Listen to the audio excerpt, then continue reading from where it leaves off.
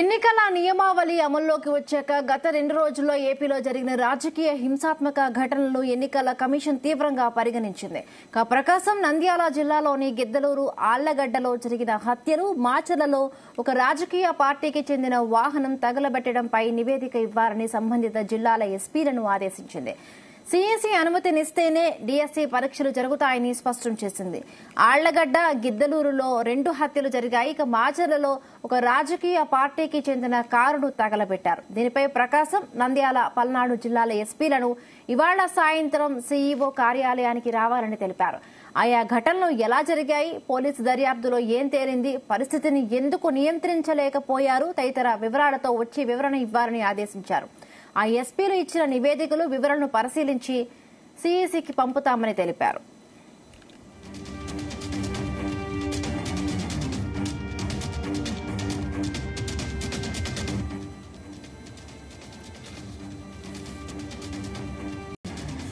Right, ఇదే అంశానికి సంబంధించి మరిన్ని పూర్తి డీటెయిల్స్ మా ప్రతినిధి రామకృష్ణ అందిస్తారు. రామకృష్ణ, ఎన్నికల నియమావళి అమల్లోకి వచ్చిన తర్వాత గత 2 రోజుల్లో ఏపీలో జరిగినటువంటి రాజకీయ హింసాత్మక ఘటనలపై ఎన్నికల కమిషన్ తీవ్రంగా పరిగణిస్తోంది. ప్రధానంగా ప్రకాశం జిల్లా గిద్దలూరుతో పాటు నంద్యాల జిల్లా ఆళ్లగడ్డలు, పల్నాడు జిల్లా ఆచరణలో జరిగినటువంటి ఘటనలపై తీవ్రంగా స్పందించినటువంటి పరిస్థితి అయితే ఉంది.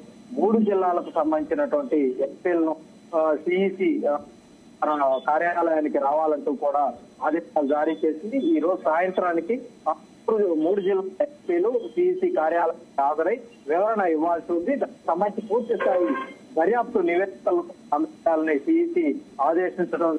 ప్రధానంగా ఈ ఎన్నికల కోర్టు అమల్లోకి వచ్చిన తర్వాత రాష్ట్ర వ్యాప్తంగా కూడా ఇప్పటి వరకు చాలా కేసులను కూడా నమోదు చేయడం జరిగింది. ఉల్లంఘనలకు సంబంధించి ఈ 3 రోజుల కాలంలోనే 385 ఎఫ్ఐఆర్లు నమోదైనట్లు సిఈసి చెప్తారు.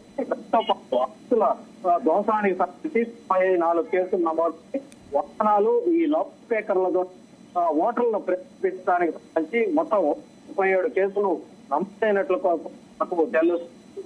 ఇక సిఈసి చాలా స్పష్టంగా చెప్తా ఉంది, ఎవరైతే ఉద్యోగులు ఎట్టి పరిస్థితుల్లో కూడా తిరగొద్దు. ఎందుకంటే ఎన్నికల షెడ్యూల్ వెలువడిన వెంటనే కోడ్ అమల్లోకి వచ్చింది కాబట్టి ప్రభుత్వానికి సంబంధించినటువంటి ఉద్యోగులు వాళ్ళెవరూ కూడా ప్రజాప్రతినిధులను డైరెక్ట్ గా వీల్లేదు.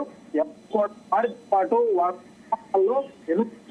కూడా వీల్లేదని చాలా స్పష్టంగా ఎన్నికల కోడ్ చెప్తా ఉంది. కాబట్టి దాన్ని నెపంలో తప్పనిసరి ప్రభుత్వ ఉద్యోగులు అనుసరించాల్సిందని స్పష్టంగా జరిగింది.